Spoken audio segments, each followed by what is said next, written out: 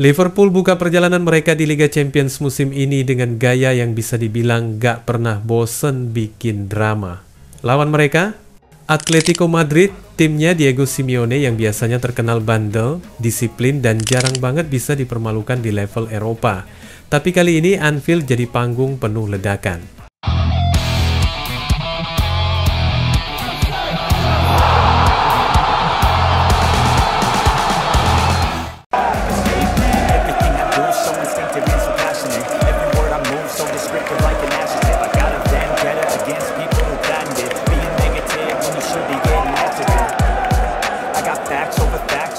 Pertandingan baru jalan 4 menit, Andy Robertson udah bikin seisi Anfield meledak.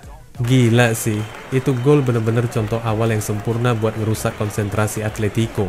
Mohamed Salah ngeluarin jurusnya dari bola mati, free kick rendah, rapi banget. Robertson langsung nyamber dan bikin Jan Oblak kaget gak sempet reaksi. 1-0, dan atmosfer langsung kebakar. Gak lama kemudian, Salah sendiri nambahin derita tim tamu. Dia ambil bola, gocek-gocek, ngelewatin beberapa bek Atletico kayak lagi main futsal, terus nendang ke pojok bawah. Klinik, dingin, khas Salah, 2-0.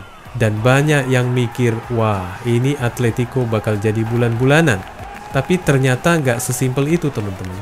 Jelang akhir babak pertama, Marcos Llorente ngasih perlawanan. Dia manfaatin momen chaos di depan gawang, ngelewatin Ibrahima Konate dan jebret, bola masuk.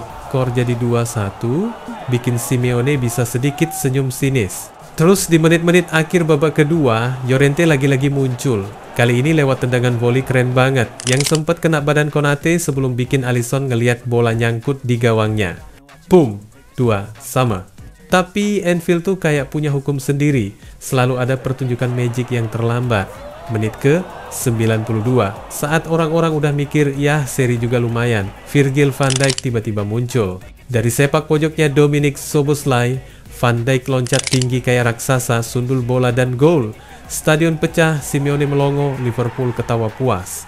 Skor akhir 3-2, The Reds menang dengan cara yang paling Liverpool banget. Ini bukan pertama kalinya Liverpool musim ini bikin orang megang dada gara-gara gol telat. Faktanya, itu udah kemenangan kelima beruntun mereka di semua kompetisi, dan seringnya diraih dengan gaya dramatis kayak gini. Arne Slot sepertinya ngerti betul mentalitas never give up yang udah jadi DNA klub ini sejak lama. Atletico sendiri jarang banget kena serangan kayak gini di bawah Simeone, apalagi di Liga Champions, mereka biasanya rapi dan disiplin, tapi Liverpool berhasil ngerusak ritme mereka. Cuma, ya logika juga bilang nih, nggak mungkin Liverpool bakal terus-terusan ketolong gol telat sepanjang musim. Ada titik di mana keberuntungan itu bisa habis. Tapi untuk sekarang, mereka lagi enak banget ngendarain momentum ini. Fans pun happy, karena rasanya kayak nonton film action setiap kali Liverpool main.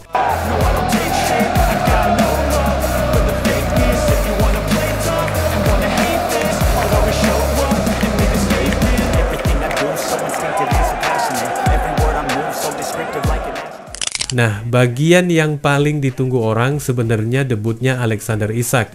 Bayangin aja, dia sekarang resmi jadi pemain termahal sepanjang sejarah transfer Inggris. Dan juga orang Swedia kedua yang pernah main buat Liverpool setelah Glenn Haysen di tahun 90-an. Gila nggak tuh? Pas pertama kali masuk lapangan, kelihatan sih dia masih agak kaku. Maklum, terakhir main kompetitif udah lebih dari 4 bulan lalu. Tapi makin lama makin cair. Menjelang akhir babak pertama dia hampir cetak gol, tembakan melengkungnya tipis banget di atas mistar. Nggak berhenti di situ, di babak kedua dia kasih umpan 1-2 kece buat Florian Wirtz yang akhirnya bisa ngecoh Oblak. Itu momen yang bikin fans Liverpool makin semangat, karena kelihatan jelas chemistry Isak sama Wirtz bisa jadi duet maut ke depannya. Slot nggak maksain Isak main full 90 menit. Menit 60-an, dia ditarik keluar digantiin Hugo Ekitike dan penonton kasih standing ovation. Sinyal jelas, meski baru mulai, si striker baru ini kayaknya siap banget jadi mesin gol andalan. Apalagi ada derby Merseyside lawan Everton akhir pekan ini, bisa jadi panggung besar pertamanya. Kalau Isak jadi headline gara-gara rekor transfer, Florian Wirtz nggak kalah disorot karena bandrolnya yang bikin Liverpool keluar duit 100 juta pound. Masalahnya, di beberapa laga awal dia kelihatan oke tapi nggak wow. Fans sempat ngerasa dia beneran sebanding sama harganya apa nggak. Nah, Lawan Atletico ini kayak jadi momen dia lepas. Energi, kreativitas, dan visi mainnya kelihatan jelas. Dia bolak-balik bikin ancaman di sepertiga akhir lapangan. Bahkan harusnya bisa cetak gol kalau aja nggak sial. Tendangannya sempat gagal gara-gara Frimpong salah langkah. Dan sekali lagi kena tiang gawang setelah salah bikin assist cakep. Yang paling bikin fans excited tentu kombinasi Wirtz sama Isak. Dari awal kelihatan mereka punya klik yang bagus. Kalau mereka konsisten, bisa jadi partnership kelas dunia di Liverpool. Liverpool masih punya habit bikin gol di menit akhir, dan itu jadi senjata mental yang bikin lawan was-was sampai peluit panjang. Isak nunjukin secercah potensi, kenapa dia layak jadi transfer termahal. Wirtz pelan-pelan keluar dari bayangan harga mahalnya, dan bisa jadi otak serangan baru. Dengan kemenangan ini, Ancelotti bisa agak tenang. Timnya lagi di jalur bagus meski masih awal musim. Yang jelas, atmosfer di Anfield lagi-lagi buktiin kenapa stadion itu disebut rumah comeback.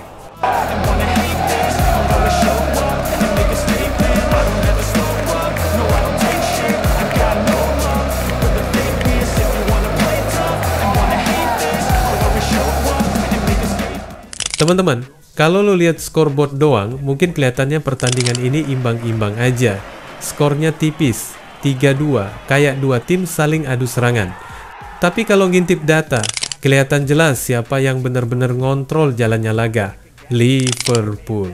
Bayangin aja, The Reds ngelempar 20 tembakan sepanjang pertandingan, sedangkan Atletico cuma punya 10. Dari expected goals XG, hasilnya makin gamblang, 2,6 buat Liverpool, 0,6 doang buat Atletico. Itu artinya, secara kualitas peluang, Liverpool bisa dibilang mendominasi besar-besaran. Apalagi kalau dilihat lebih detail, Liverpool bikin 7 big chances alias peluang emas, Atletico cuma sekali. Dan lucunya, 2 gol yang mereka cetak itu sebenarnya hasil defleksi parah yang bikin Alisson nggak bisa ngapa-ngapain. Jadi bukan murni kreasi mematikan mereka, tapi lebih ke keberuntungan bola mantul yang jarang banget kejadian. Kalau bukan karena itu, bisa aja pertandingan ini berakhir jauh lebih telak buat keunggulan Liverpool. Nah, soal gol telat Liverpool yang jadi penentu, ini udah bukan cerita baru lagi. Kayaknya udah jadi kebiasaan tim ini musim ini. Entah gimana, mereka selalu nemuin cara buat ngehajar lawan di momen-momen krusial. Awalnya mungkin orang mikir, ini cuma hoki. Tapi kalau terus-terusan kejadian, berarti ada sesuatu di baliknya. Mentalitas tim ini emang kebal banget sama tekanan. Mereka nggak gampang panik walaupun sempat kebobolan, nggak goyah walau momentum sempat pindah ke lawan. Justru di saat-saat genting, energi mereka makin jadi. Bisa jadi ada kaitannya sama rasa kehilangan figur kayak Diogo Jota, yang sebelumnya sering banget jadi penyelamat di momen-momen akhir. Tapi sekarang tim seolah-olah ngeramu ulang semangat itu bareng-bareng. Intinya, Liverpool nggak cuma bergantung pada satu sosok, tapi seluruh skuad punya daya tahan mental buat terus ngegas sampai peluit panjang. Yang bikin lawan kewalahan adalah intensitas Liverpool. Dari menit pertama sampai akhir mereka main dengan energi konstan. Bayangin aja, biasanya tim kalau udah ganti pemain tuh level permainannya turun. Tapi di pertandingan ini, setiap kali ada pergantian, kualitasnya nggak berkurang. Bahkan kadang malah jadi makin fresh. Itu yang jarang banget dimiliki tim-tim lain di Liga Champions. Banyak klub besar punya starting 11 yang keren, tapi begitu lu lihat bangku cadangan, kelihatan banget dropnya. Liverpool sekarang beda teman-teman, mereka punya kedalaman skuad yang bisa bikin lawan susah nafas selama 90 menit penuh. Nah, jangan lupakan satu nama, Mohamed Salah. Orang-orang sempat ngeributin soal dia. Ada yang bilang performanya lagi turun, ada juga yang mikir usianya bikin dia nggak bisa seganas dulu. Tapi, kalau lo lihat performanya lawan Atletico, semua omongan itu harusnya lenyap. Salah nyetak 1 gol, bikin 1 assist, nembak 6 kali plus ngekreasiin 3 peluang matang buat temennya. Bahkan ada 1 tendangan dia yang kena tiang. Artinya, dia tetap jadi ancaman paling konsisten di lini depan. Jadi, kalau ada yang masih berani bilang dia udah lewat masa emasnya, itu jelas statement yang ngawur. Selain itu teman-teman, dengan gol ke-242, Salah melewati catatan Hodgson yang selama hampir 1 abad bertahan di angka 241 gol. Sang penyerang Mesir kemudian menambah koleksinya menjadi 243 gol, mempertegas statusnya sebagai salah satu legenda modern Liverpool. Selain membawa The Reds menjauh 16 poin di puncak klasemen Premier League, pencapaian ini juga semakin mendekatkan Salah pada dua ikon besar yang masih ada di atasnya, Roger Hunt dan Ian Rush. Yang perlu diingat, Salah sekarang lagi beradaptasi sama dinamika baru di sekelilingnya. Ada Wirtz, ada Isak, ada rotasi di lini tengah. Butuh waktu biar semua klik. Tapi dari tanda-tanda awal, serangan Liverpool udah mulai terbentuk ulang. Begitu ritmenya dapat, bukan gak mungkin Salah bakal makin buas lagi. Hal lain yang bikin Liverpool menonjol adalah kedalaman timnya. Bukan cuma soal starting 11-nya bang, tapi juga soal bagaimana pemain-pemain cadangan bisa langsung isi peran tanpa bikin kualitas drop. Lawan Atletico, 5 pergantian yang dilakukan semuanya benar-benar ngejaga level permainan tetap stabil. Itu jarang banget lu lihat di Liga Champions, di mana banyak tim biasanya melemah setelah rotasi. Tapi di Liverpool, seolah-olah siapapun yang masuk udah di-setel buat ngegas dengan intensitas yang sama.